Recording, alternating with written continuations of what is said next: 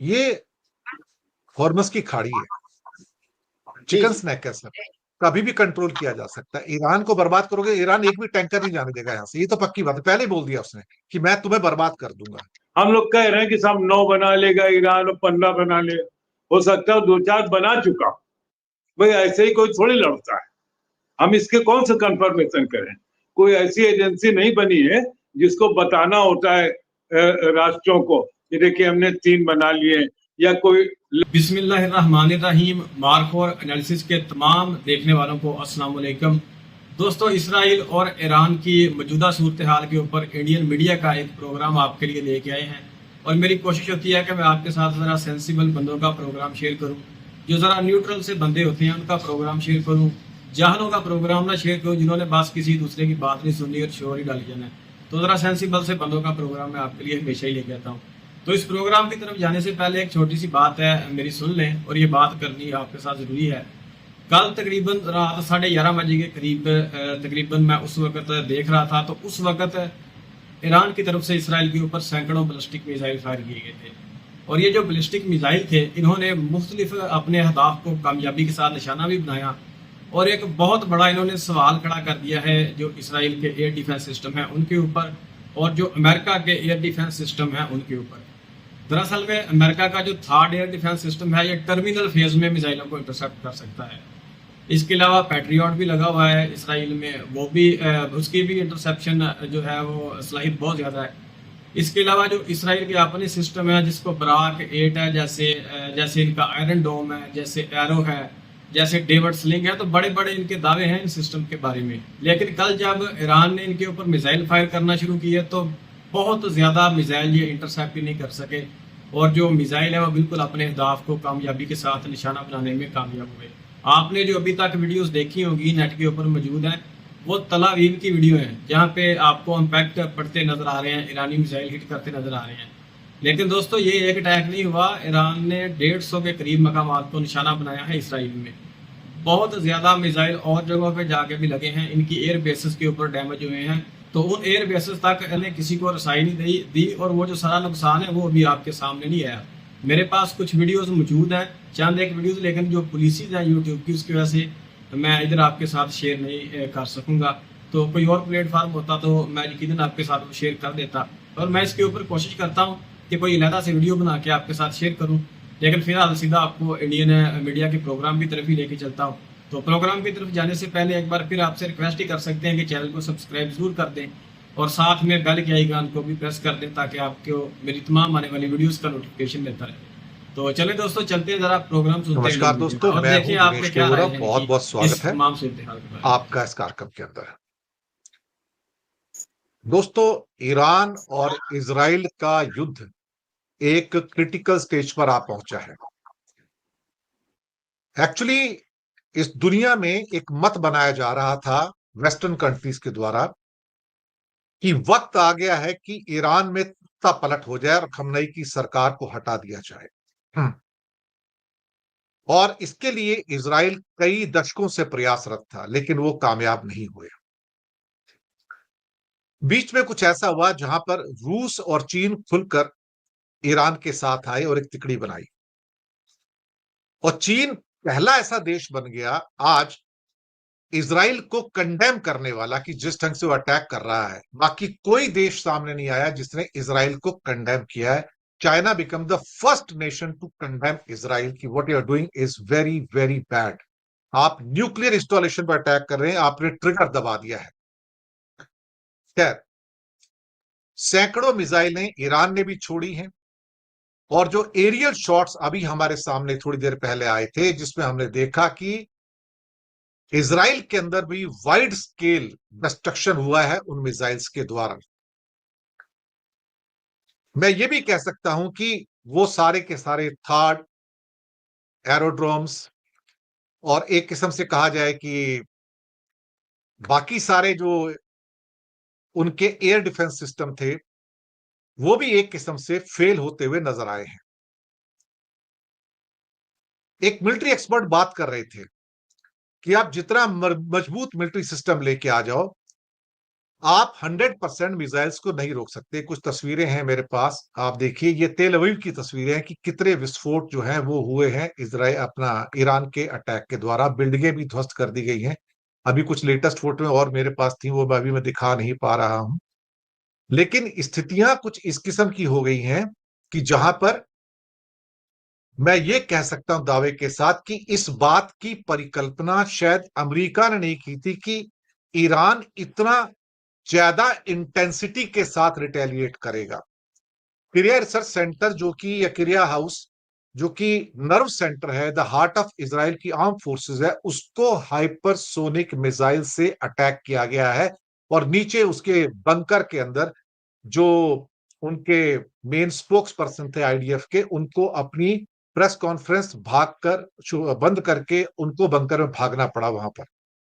इसके अलावा नेतन्याहू पहले ही अपनी सुरक्षा के लिए किसी बहुत सुरक्षित बंकर में चले गए हैं। तो ये पहली निशानी है कि जब देश का लीडर ही खुद छुपने के लिए भाग जाए तो बाकी का क्या हाल होगा। लेकिन ईरान कोई बकरी का बच्चा तो है नहीं जिसे आप आराम से जीत लेंगे।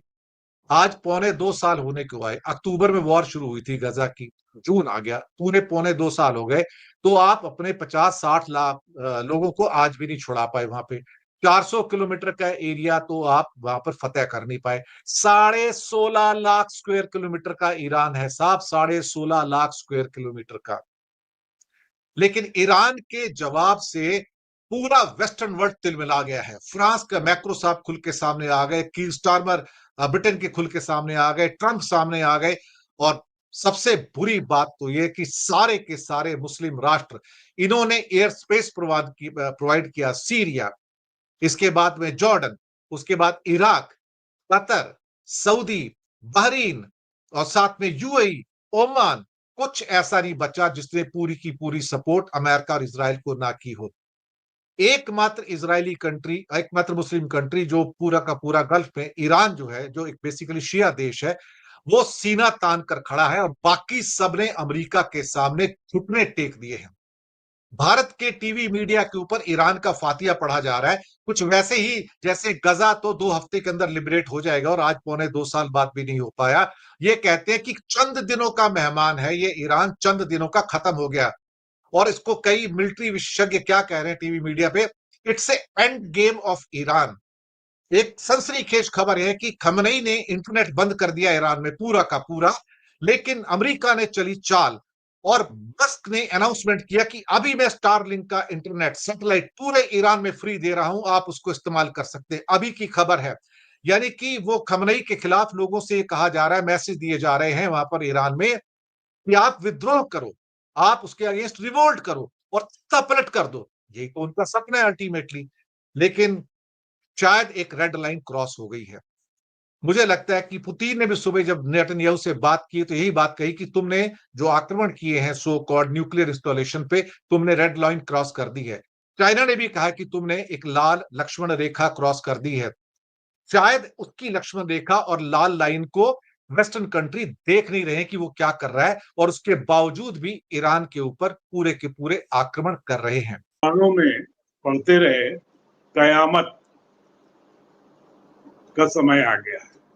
जब कयामत आएगी तो पता नहीं क्या होगा, प्रलय आ जाएगी। हम लोग प्रलय शब्द यूज करते हैं, मोहम्मद उसको कयामत में यूज करते हैं। और वो कयामत का दृश्य दिख रहा है, हम उसको भले दूसरे ढंग से कह रहे हैं। और ये जो ईरान के साथ और इजराइल के बीच में जो युद्ध शुरू हुआ, हम बार बार कहते हैं कि तीसरा विश्व युद्ध नहीं हुआ। भाई विश्व युद्ध कैसे होगा? हर समय युद्ध की नई टेक्निक्स होती है, नया दायरा होता है। अगर खाली ईरान और इजरायली लंबे समय तक लड़ गए, तो अभी आपने पूरा विवरण दिया कि अरब के किन किन कंट्रीज के ऊपर से मिसाइल्स फायर की जा रही हैं, तो टोटल सारे लोग इन्वॉल्व हो रहे हैं। और ये प्रयास कि ईरान अपना एटॉमिक एनर्जी का प्रोग्राम समाप्त कर दे, कतई नहीं होगा, क्योंकि उसी के बल पर ईरान टिका हुआ है। ईरान ने जो अपने परमाणु बम कहते तकनीक हासिल कर ली, मुझे लगता बना भी लिया होगा और उसकी घोषणा नहीं की गई होगी। और वो जो उसकी एटॉमिक पावर आने के बाद ही वो अमेरिका और इजराइल से लड़ पा रहा है। इस बात को अमेरिका भी जान रहा है, इजराइल भी जान रहा है। और अमेरिका इजराइल को आप ये समझिए एक प्राण द्विघात है। अमेरिका की सारी इकोनॉमी में यहूदियों का एक बहुत बड़ा योगदान है और इजराइल यहूदियों का कंट्री। अपने नेतन्याहू साहब को अपनी कुर्सी बचानी है, उसके लिए वो युद्ध किसी न किसी स्तर पर चलाए रखना चाहते हैं और ट्रम्प साहब भी उसी स्तर पर चल रहे हैं कि हमारी दादागिरी चलती रहे। इसके लिए ये है रूस और यूक्रेन लड़ते रहे या ईरान और इजराइल लड़ते रहे और ये युद्ध अभी और जगह भी आसपास फैल सकता है। तो मैं ऐसा मानता हूँ कि तृतीय विश्व युद्ध शुरू हो गया है। बीच बीच में होता है, फिर बंद होता है, फिर शुरू हो जाता है, but the war is on. ऐसा नहीं कि तीसरा विश्व युद्ध शुरू नहीं हुआ। हर दौर में युद्ध अलग ढंग से, अलग सीमाओं पे और अलग तकनीक से जारी होता है। अब बार बार हम लोग कहते हैं कि सब भारतवर्ष ने क्या किया। जाहिर है हमको भारत पाकिस्तान की युद्ध के समय इजराइल ने कहा था कि ठीक हम हैं आपके साथ, उसकी जरूरत नहीं पड़ी। जरूरत पड़ती तो पता चलता कि वो है कि नहीं है। पाकिस्तान एक कमजोर कंट्री था, उसके साथ हम फिर भी 4 दिन नहीं लड़ पाए, 4 या 4.5 दिन ही लड़े और फिर हम दूसरे मामलों में फंस गए। मुझे तो लगता है कि अगर भारत कुछ नहीं कर रहा है, ये हम लोग इससे सुरक्षित है, क्योंकि अगर इन्होंने कोई अपनी बुद्धिमानी लगाई, अगर इजराइल के साथ जाएंगे तो ईरान से रिश्ते खराब होंगे, ईरान के साथ जाएंगे तो इजराइल के रिश्ते खराब होंगे, इजराइल से रिश्ते खराब हो गए तो जाहिर है ट्रम्प साहब नाराज हो जाएंगे और ट्रम्प साहब किसी समय डांट सकते। तो मुझे लगता है कि ये अगर कोई कुछ नहीं कर रहे तो ठीक है, वरना ये भी हो सकता है कि युद्ध जब बढ़ेगा तो हम तो कह देंगे कि हम तो सनातनी हैं, हम तो युद्ध लड़ते ही नहीं। अब वहां पता चला ईरान और इराक दोनों धनाधन हमको पीटने में लगे हुए हैं, हम सनातन सनातन अपना चिल्ला रहे हैं। तो मुझे लगता है कि ये जो हमारी इनएक्टिविटी है विदेश नीति के स्तर पर, ये ठीक है। जो हमारी ये हैसियत नहीं है कि हम अपने हिसाब से कुछ कर सके, ये नहीं कि हमारी ताकत नहीं है, ताकत है हमारी, लेकिन जो राजनीतिक इच्छा शक्ति सही चाहिए वो इतनी कमजोर है कि ट्रम्प के इशारे पर चलेगी। ये अभी हमने लगातार हम देख रहे हैं महीनों से। तो मुझे लगता है अब रही बात अरब कंट्रीज की, लेकिन अरब कंट्रीज अपना मौज मस्ती में है, मॉल बना रहे हैं, बड़ी बड़ी बिल्डिंगें बना रहे हैं, पैसा खपा रहे हैं नंबर 2 के लोगों का। वो अमेरिका को नाराज करके बिला वजह की किसी जहमत में नहीं फंसना चाहते। ईरान के एग्जिस्टेंस का सवाल है। अभी जब 2 दिन पहले इजराइल ने ईरान पर हमले किए तो कई लोगों ने कहा कि देखो अब ईरान चुप हो जाएगा। तो मेरी कुछ लोगों से बात, उनका अगर चुप हो जाएगा तो वो समाप्त हो जाएगा। भाई युद्ध में तो अगर आप बराबरी से नहीं लड़ सकते तो आपको नहीं लड़ना चाहिए, पहले ही हाथ जोड़ लेना चाहिए कि सर हमारे बस का नहीं। इसीलिए मैं कहता हूँ इंडिया अगर किसी की तरफ नहीं है तो बड़ी अच्छी बात है, नहीं हम लोग इसमें फंस जाएंगे और फिर सनातन सनातन चिल्लाते घूमेंगे और बिला वजह से एक अपने ऊपर एक आर्थिक संकट को बुला लेंगे। लेकिन इस समय जो आज जो हमले किए ईरान ने और जो उनका आयरन डोम इजराइल का तोड़ा, कुछ परसेंट हमारे ड्रोन्स उनके ईरान के सफल हुए, ये बताता है कि आप कैसा भी सफलतम एयर सिस्टम डेवलप कर लें, वो कोई कहीं ना किसी स्तर पर तो वो टूटेगा और उसका नुकसान होगा। कहा गया कि आज मोसाद के मुख्यालय पर हमला कर दिया है और उनको करना चाहिए। भाई आपने अगर उनके कमांडर्स को मार दिया, आपने उनके एटॉमिक प्लेसेस पर अटैक किया और ये खतरनाक है क्योंकि आप कर रहे एक भी मिसाइल अगर मिस फायर होकर के सीधे उन एटॉमिक जगहों पर ही गिरेगी तब आप क्या करेंगे? तब तो दिक्कत हो जाएगी ना, खाली रेडिएशन से लोग मरना शुरू हो जाएंगे। जी दूसरे चक्र में आता हूं, उत्तर थोड़े छोटे रखेंगे। और हाँ, खालिद साहब, रूस और चीन की भूमिका बढ़ गई है और अभी कुछ जो खबरें आ रही हैं वो ये बता रही हैं कि अगले 72 घंटे बहुत नाजुक होने जा रहे हैं, क्योंकि यहाँ पर अगर चीजें और फ्लेयर अप हो जाती हैं, हालांकि बैक चैनल से पुतिन भी कह रहे हैं कि रुकवा दो इसको, अभी बहुत हो गया, और ट्रम्प को इस बात का एहसास हो गया होगा कि भाई ईरान बकरी का बच्चा नहीं है, इसको इतनी जल्दी हम शायद अपने मकसद में कामयाब नहीं हो पाएंगे, और हो सकता है कि हम जो खमनई का रजीम है उसको भी ना हटा पाए, क्योंकि इस टाइम वहां पर ईरान के अंदर भी लोगों में एक जज्बा है। तो जो नकली सारी चीजें कि मस्क उनको सैटेलाइट इंटरनेट फ्री में दे रहा है इस टाइम, ताकि खमनई ने इंटरनेट बंद किया है, हो सकता है ये चालबाजियां कामयाब ना हो, क्योंकि जब कौम इकट्ठी हो जाती है तो उसमें फिर हो सकता है कुछ लोग ऐसे होंगे जो विद्रोह करने की कोशिश करेंगे। लेकिन आपको क्या लगता है कि इस टाइप का कुछ विद्रोह हो सकता है, कि कुछ सत्ता पलट हो सकता है? क्यों, वही तो उनका ऑब्जेक्टिव है। फ्रांस, ब्रिटेन, अमेरिका और इवन जो अरब कंट्रीज है वो भी सत्ता पलट चाहते हैं एक्चुअली देखा जाए तो। आपको क्या लगता है कि क्या ये पॉसिबल है सत्ता पलट का होना वहां पर? देखिए बोरा साहब, जब अयातुल्ला खमैनी की सत्ता आई 1979 में, वो इस्लामिक रेवोल्यूशन के नाम पे आई, और इस्लामिक रेवोल्यूशन को ईरान ने एक्सपोर्ट करने की भी कोशिश की, या अरब कंट्रीज ने सोचा कि हमारी तरफ ना ये आ जाए कि उनकी जो डिक्टेटरशिप्स हैं, या उनकी जो सल्तनत्स हैं, या उनकी बादशाहत हैं, उनको बहुत बड़ा खतरा हो जाएगा।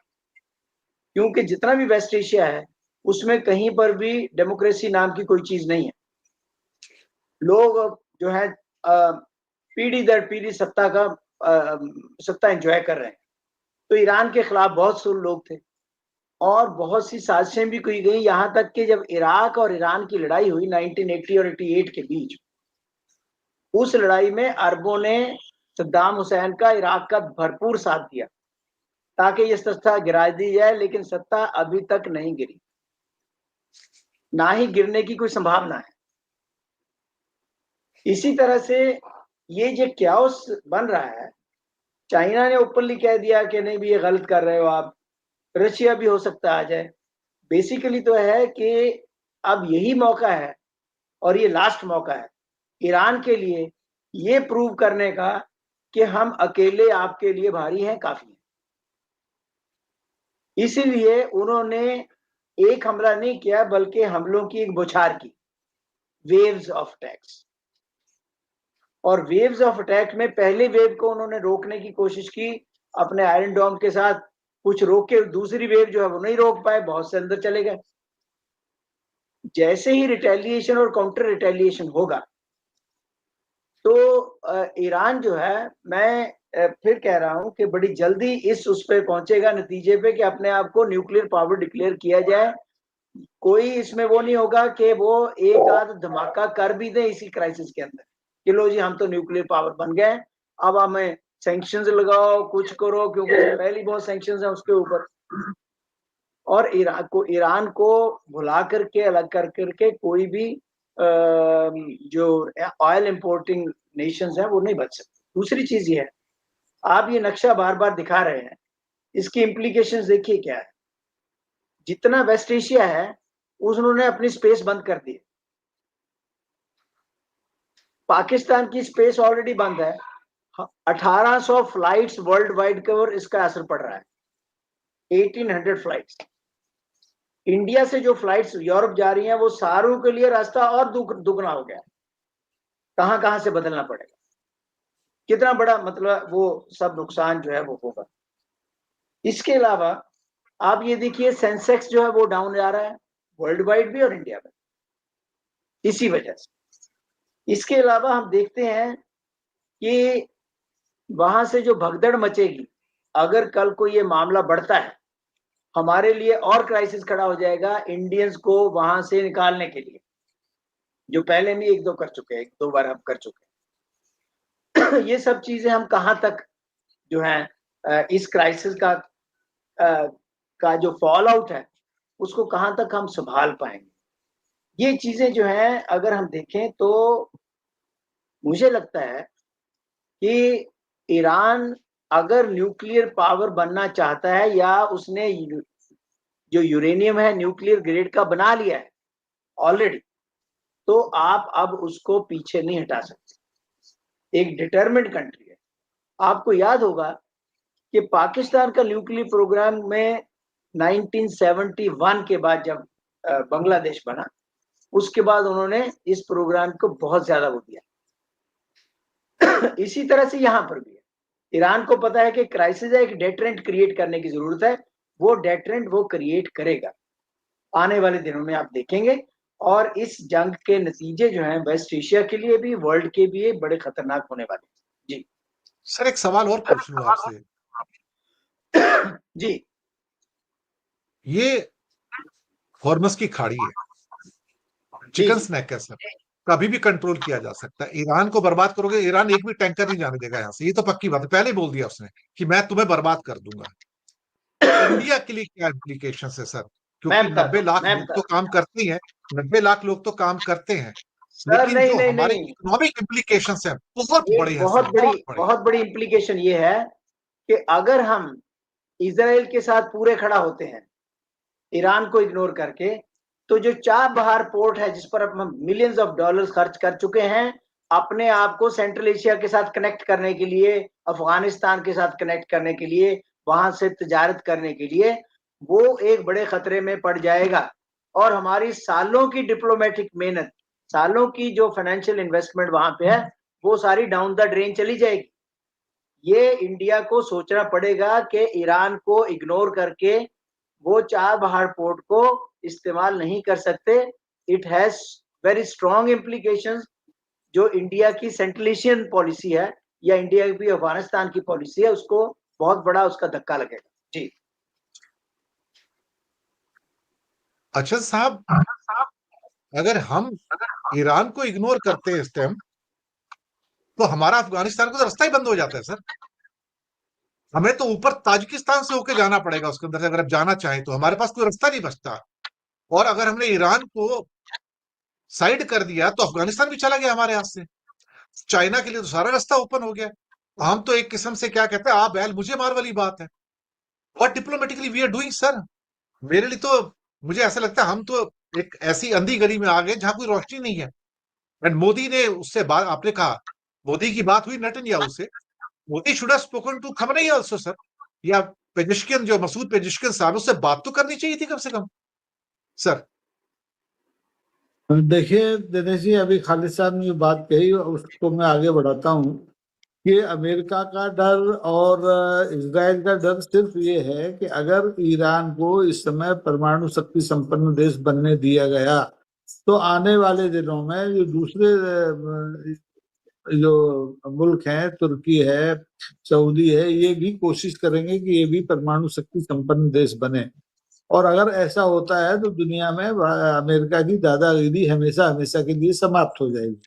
तो ये इनके इन प्रकारेण अमेरिका और ईरान दोनों मिलकर के चाहते हैं कि अमेरिका और इजराइल मिलकर चाहते हैं कि ईरान बर्बाद हो जाए।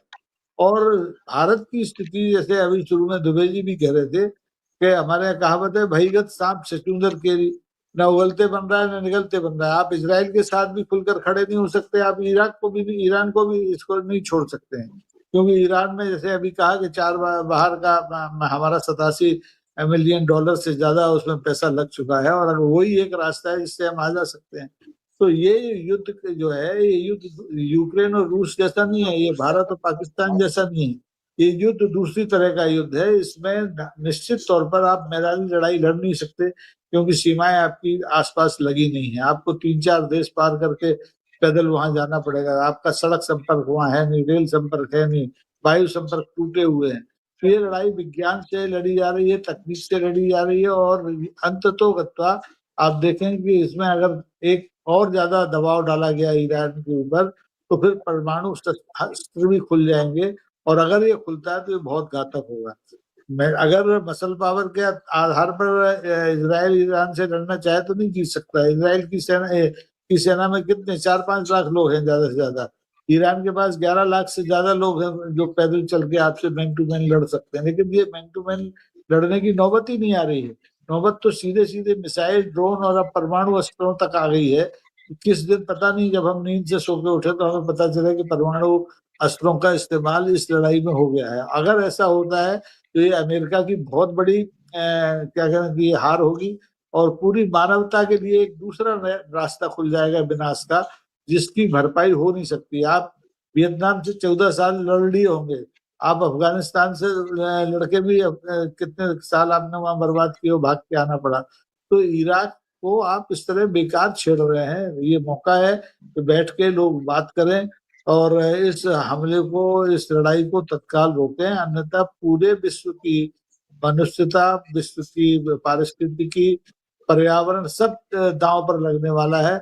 और अगर एक बार ये विनाश का रास्ता खुल गया तो इसकी भरपाई न चीन कर पाएगा, न रूस कर पाएगा, न अमेरिका कर पाएगा, न भारत कर पाएगा। जी, एक क्वेश्चन और पूछ लूं, फिर मैं दुबे जी के पास आता हूं, आपसे पूछ लेता हूं। इंटरनेशनल एटॉमिक एनर्जी एजेंसी का अभी कहना है कि जो उनकी न्यूक्लियर इंस्टॉलेशन है उसके अंदर रेडिएशन स्टार्ट हो गया है। दे हैव कंफर्म्ड, उनके जो चीफ हैं, स्पोक्स पर्सन मिस्टर ग्रासी है, उन्होंने कहा कि yes, inside the nuclear installation attack के कारण वहां रेडिएशन स्टार्ट हो गया है और अभी इसको कंट्रोल किया जा सकता है, और अभी कंट्रोल नहीं किया जाएगा तो वो अनकंट्रोलेबल हो जाएगा बाद में मानवता के लिए। ये अभी का कमेंट है सर। राकेश जी।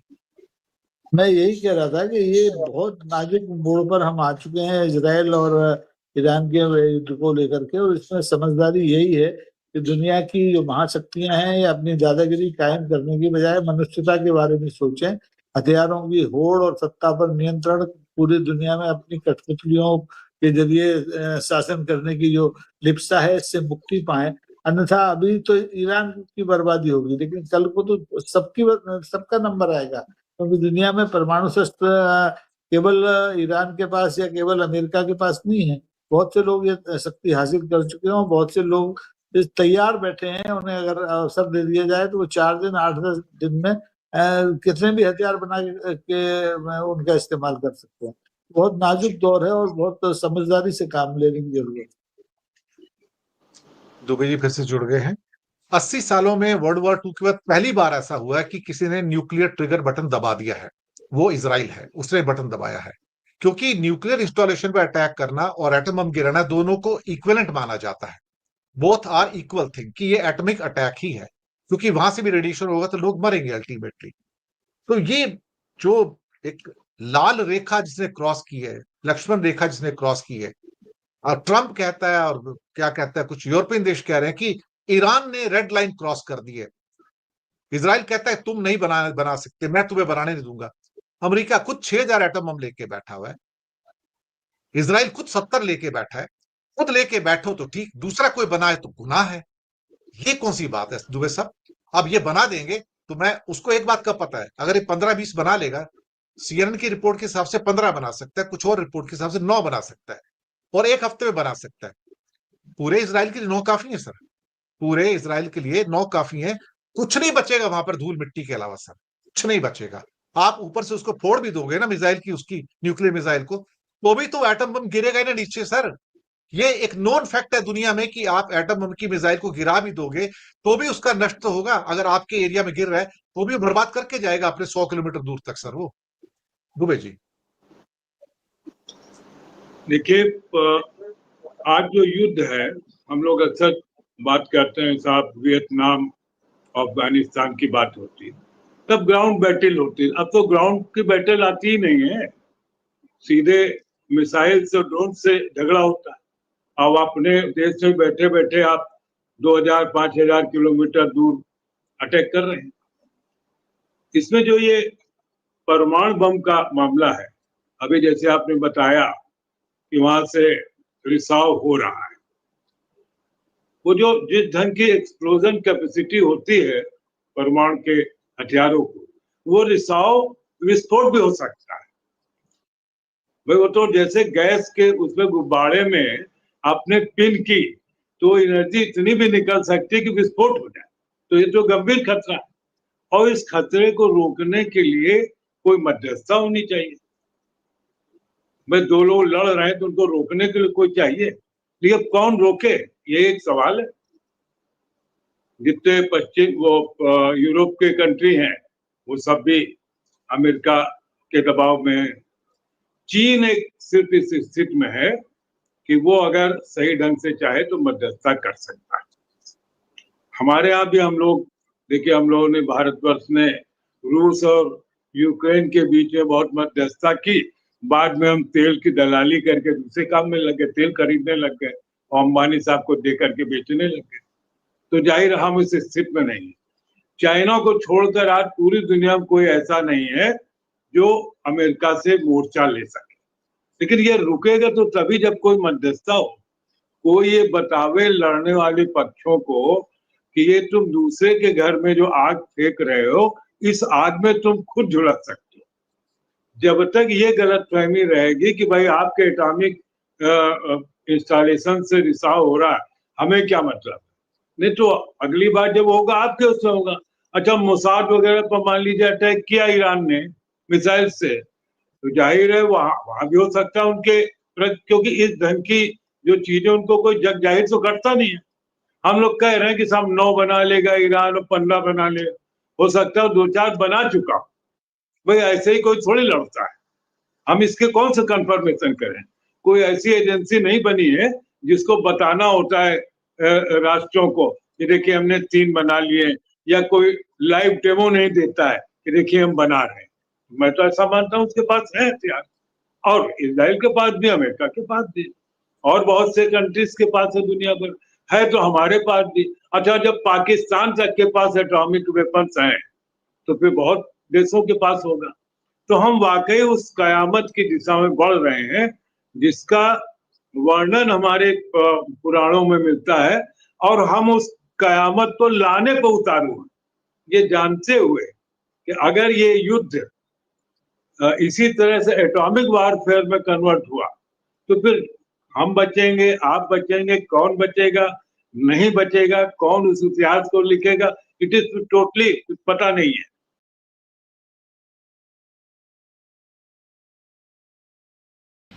तो दोस्तों, सुना आपने कि इंडिया की इस वार के ऊपर क्या राय है, इस कॉन्फ्लिक्ट के ऊपर क्या राय है, और इंडियन लोग इसके बारे में क्या सोचते हैं। तो ये अभी जो जंग है ये जारी है, मजीद ईरान इसराइल के ऊपर हमले करने जा रहा है, और इसराइल भी मुसलसल ईरान के ऊपर हमले कर रहा है। अभी जब ये मैं वीडियो बना रहा हूँ तो एक और खबर ये भी आ रही है कि ईरान ने इसराइल का एक और F-35 गिरा दिया है। तो मजीद फाइटर जेट भी गिरे हैं, ईरान का एयर डिफेंस सिस्टम भी एक्टिव है। बहुत सारी खबरें आ रही हैं, और हर के ऊपर मैं वीडियो नहीं बना सकता, इसलिए मैंने अपना जो यूट्यूब की पोस्ट जहाँ पे की जाती हैं कम्युनिटी में, उधर मैं पोस्ट कर रहा हूँ, तो आप उधर से अपडेट साथ साथ देखते जाएं। तो फिलहाल इस वीडियो में इतना ही था। उम्मीद है कि आपको ये वीडियो अच्छी लगी होगी।